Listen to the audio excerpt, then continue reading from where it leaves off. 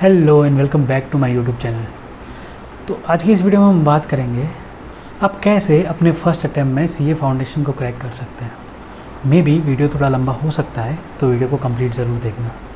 पर उससे पहले एक बात, आप सीए फाउंडेशन को फर्स्ट अटैम्प्ट में क्रैक करने के लिए मेरी बातें क्यों सुने। तो just give a brief introduction of mind. I am a chartered accountant by profession. मैंने अपना सीए फाउंडेशन जो उस टाइम पे सीपीटी होता था वो फर्स्ट अटैम्प्ट में क्लियर किया था, और ना जस्ट क्लियर किया था, out of 200 I got 137 marks, और that too being an average student. और मैं कितना एवरेज था उसका जस्ट ब्रीफ देने के लिए आपको बता दूं। I failed in class 8, again I appear for class 8 and pass with supplementary. अगर कुछ लोगों को पता नहीं तो बता दूं कि आप सारे सब्जेक्ट में पास हो जाते हो, किसी एक सब्जेक्ट में फेल हो जाते हो, उसको आपको रीअपीयर करना पड़ता है। तो मैंने 8th एक बार फेल किया, दूसरी बार सप्लीमेंट्री से पास किया। तो क्या रीज़न थे, क्या स्ट्रेटजी थी मेरी, क्या मेरा पैशन था सीए कोर्स को लेकर। सबसे पहले एक बात कि सीए फाउंडेशन में अगर आपने रजिस्टर किया है तो मैं ये सोच के चल रहा हूँ कि आपने खुद के लिए रजिस्ट्रेशन किया है। आपने ना पीयर प्रेशर में आके कि फ्रेंड कर रहा है और मैंने भी कर लिया, या फैमिली बोल रही है इसलिए मैंने किया, वैसा नहीं है। अगर वैसा केस भी है तो you have to be more passionate about that, कि अगर आपने अभी रजिस्टर कर दिया है तो मेक श्योर कि आप उसको अभी क्लियर ही करो। अब ऐसा नहीं कि यार उसने बोला था मैंने रजिस्टर तो कर दिया बट मेरे से नहीं हो पाएगा। अब ये थॉट मत लाना, क्योंकि अगर मैंने कर दिया है तो कोई भी कर सकता है। तो बिलीव इन योर सेल्फ, लगना है, मेहनत ही करनी है। बट मेहनत कैसे करनी है वो कौन बताएगा। तो देखो यार, अगर आप कहीं से भी कोचिंग लोगे तो जो भी फैकल्टीज़ होंगे वो आपको अच्छे से गाइड करेंगे, बट उसके अलावा भी कुछ चीज़ें ऐसी होती है जो फैकल्टीज से छूट जाती है। तो हम उसी पॉइंट पे डिस्कस करेंगे, क्योंकि फैकल्टी जब भी गाइड करती है तो वो पढ़ाते हुए आपको कुछ चीज़ें बोल देगी, तो कई बार आपका ध्यान नहीं रहता तो वो आपसे चीज़ें मिस हो जाती है। फैकल्टी जो भी क्लासेस में होती है वो एक पर्टिकुलर सेशन नहीं लेती कि यार आप ऐसे पढ़ाई करो जिससे आप क्लियर हो जाओगे। अब मैं आपको कोई प्लान नहीं बताने वाला, क्योंकि हर इंसान के हिसाब से प्लान अलग बनता है।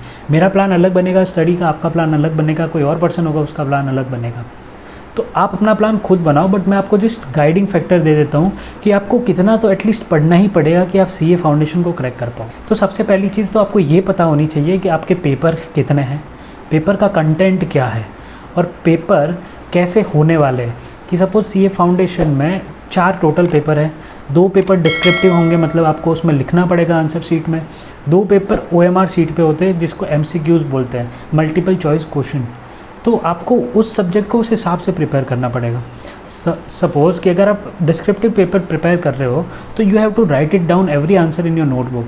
बट वही अगर आप एमसीक्यू वाला पेपर प्रिपेयर कर रहे हो तो आपके पास एमसीक्यू के क्वेश्चन का लिस्ट होना चाहिए, कि आपके पास हर चैप्टर के 100-200 या जितने भी अवेलेबल एमसीक्यूज़ है उसका लिस्ट होना चाहिए, कि आप उसको रोज़ कर करके देख पाओगे, हाँ मैंने ये पढ़ा उसके हिसाब से ये एमसीक्यू बना और इसका आंसर मैंने करेक्ट दिया कि नहीं दिया। तो जैसा पेपर आने वाला है वैसा ही प्रिपरेशन करेंगे, then it will be better for us. नहीं तो ऐसा हो जाएगा कि हम डिस्क्रिप्टिव वाले में भी लिख के देख रहे हैं, एमसीक्यू वाले में देख रहे हैं। कुछ लोग दोनों में ऑडिटिंग कर रहे हैं। ऑडिटिंग मतलब जस्ट देख रहे हैं कि हाँ ये आंसर हो गया, ये आंसर हो गया। अगर आप ऐसा करोगे तो आप एग्ज़ाम में लिख नहीं पाओगे वो चीज़ों को। तो आपका जो पेपर जैसे आने वाला है आपका प्रैक्टिस उस हिसाब से होना चाहिए। ये हो गया फर्स्ट चीज़, आपको अपने पेपर के बारे में पता होना चाहिए अच्छे से, और आपको उस अकॉर्डिंगली प्लान करके उसको स्टडी करना है। दूसरा चीज़ ये होता है कि आपको अभी से ये डिसाइड कर लेना है कि आपको कौन सी बुक से पढ़ना है। सपोज़ आपने कहीं से कोचिंग किया है और आप ये सोच रहे हो कि वो कोचिंग का बुक्स बेस्ट है, तो आपको उसी बुक से पढ़ना है, आपको आईसीएआई के मॉड्यूल को नहीं टच करना है, अगर ऐसा आप सोच रहे हो तो। बट इन माय ओपिनियन आपको आईसीएआई का मॉड्यूल तो मस्ट पढ़ना ही चाहिए, वो तो मस्ट चीज़ है। उसके अलावा अगर आपके पास टाइम बचता है और आप इंस्टीट्यूट जो भी कोचिंग है उसके बुक्स पढ़ सकते हो, उसके नोट्स रेफ़र कर सकते हो, then it will be good.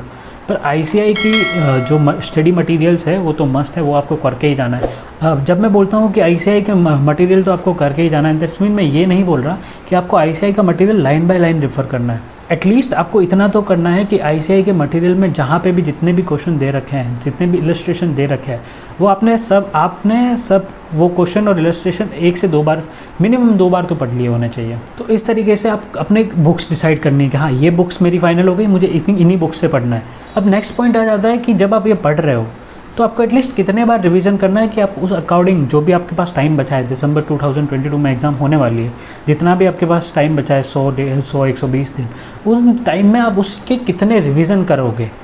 तो मेरे हिसाब से एटलीस्ट आपको 4 रिवीजन करना चाहिए। 4 रिवीजन तो एटलीस्ट है, उससे ज़्यादा आप कर पाओ तो दैट विल बी ग्रेट। पर 4 रिवीजन कैसे बोल रहा हूँ मैं, फर्स्ट टाइम आपने किया तो वो आपका फर्स्ट स्टडी हो गया, उसके बाद एक रिवीजन, उसके बाद एक और रिवीजन, तो ये 3 रिवीजन हो गए। और चौथा रिवीजन जो होगा जब एग्ज़ाम के एक दिन पहले होता है वो वाला रिवीजन। तो ऐसे करके आपको एटलीस्ट 4 रिवीजन तो करना ही है। उसके बाद नेक्स्ट एक ना बहुत इंपॉर्टेंट चीज़ आ जाती है कि आपका स्टडी टाइम कितना होना चाहिए सीए फाउंडेशन को लेके। तो स्टडी टाइम डिपेंड करता है पर्सन टू पर्सन। मैं एक एवरेज स्टूडेंट हूँ, तो मुझे पता है कि अगर मैं बाकी लोगों के जैसे पढ़ूंगा कि अगर कोई 7 घंटा पढ़ रहा है, कोई 8 घंटा पढ़ रहा है जो मेरा क्लास टॉपर है, और मैं खाली 6 उससे को देख के 7-8 घंटा पढ़ रहा हूँ, तो मैं कहीं ना कहीं पीछे रह जाऊँगा, क्योंकि वो वैसे भी टॉपर है, उसको बहुत सारी चीज़ें अच्छे से आती होगी, कंसेप्ट क्लियर होंगे। मैं वैसे भी डफर हूँ, तो मेरे को ज़्यादा मेहनत करनी पड़ेगी, तो मुझे वो चीज़ पता है। अब हर स्टूडेंट का अलग है। अब जिस तरीके के स्टूडेंट आप खुद डिसाइड करोगे आपको कितना पढ़ना चाहिए, कि अगर आपकी क्लास में कोई आपका टॉपर था, वो आप 10 घंटे पढ़ रहा है, तो आपको यार 12 घंटे पढ़ना पड़ेगा, आपको 13 घंटे पढ़ना पड़ेगा, क्योंकि पता है अब वैसे भी उसको एट पार नहीं हो, वो आपसे ज़्यादा पढ़ रहा है तो वो आपसे बहुत आगे निकल जाएगा। और ये कॉम्पिटिटिव एग्ज़ाम है। अब कितना भी बोलो कि मार्क्स उस 400 में से आने पर नहीं, कहीं ना कहीं कट ऑफ होता ही है, और वो अपने को दिखता नहीं है। तो उस हिसाब से अपने को प्रिपेयर करके उतना तो पढ़ना ही पड़ेगा। तो आपको उस हिसाब से डिसाइड करना पड़ेगा कि आपके लिए कितना पढ़ना ज़रूरी है, और आपको उतना तो पढ़ना ही पड़ेगा। उसके अलावा एक और चीज़ की टाइम टू स्टडी में ये बताना चाहूँगा कि जो आपके एग्ज़ाम टाइम्स होता है, जैसे आप इंस्टीट्यूट का ये देखोगे तो एग्ज़ाम हमेशा 2 से 5 के बीच में होता है यार। और ये ना 2 से 5 वाला टाइम बहुत ही घटिया टाइम होता है, यहाँ पे अक्सर लोगों को नींद आना चालू हो जाती है।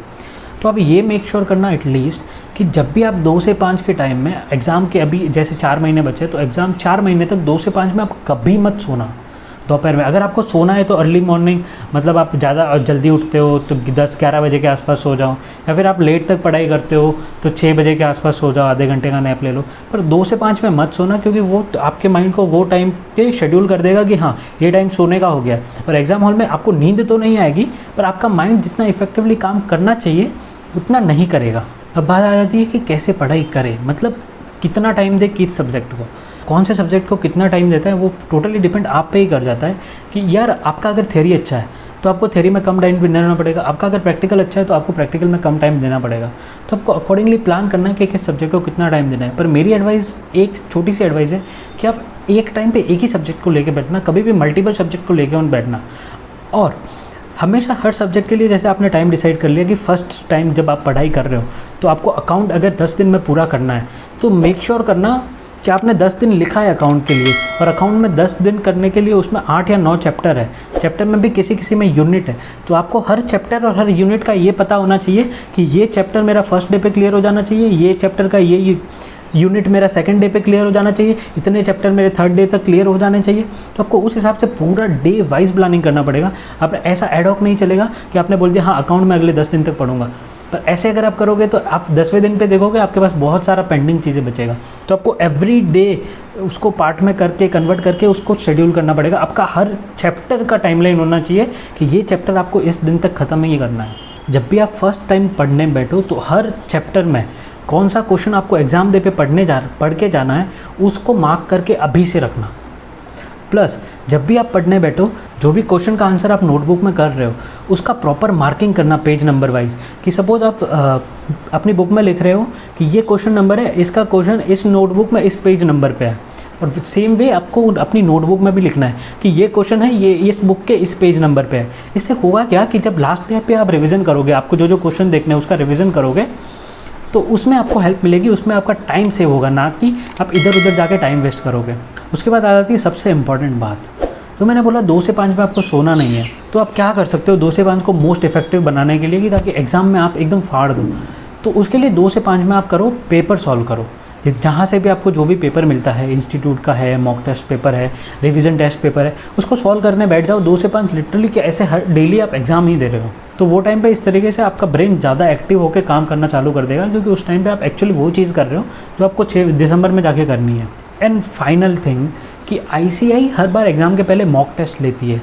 तो जो भी ऐसे सिटी में है जहाँ पे ICAI का सेंटर अवेलेबल है, जैसे अभी अहमदाबाद है तो अहमदाबाद जैसी सिटी है, मुंबई जैसी सिटी है, यहाँ पे सेंटर पे मॉक टेस्ट ऑर्गेनाइज होता है। तो वहाँ पे जाके आप मॉक टेस्ट पेपर दे सकते हो, जैसे आपका प्री बोर्ड होता था वैसे ही यहाँ पे मॉक टेस्ट पेपर होते हैं, तो वो मॉक टेस्ट पेपर दे सकते हो। उसके अलावा ICAI हर एग्ज़ाम के पहले एक RTP रिलीज़ करती है, रिविज़न टेस्ट पेपर। तो वो रिविज़न टेस्ट पेपर को भी आपको पढ़ के जाना मस्ट है।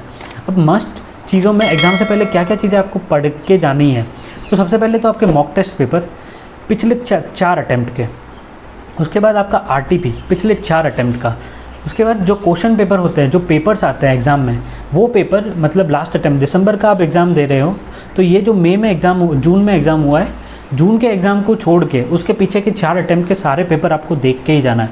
इतना तो बेयर मिनिमम आपको प्रैक्टिस करके ही जाना है और आपको पता ही होना चाहिए। That's it for this time. Hope ये वीडियो आपको अच्छा लगा होगा।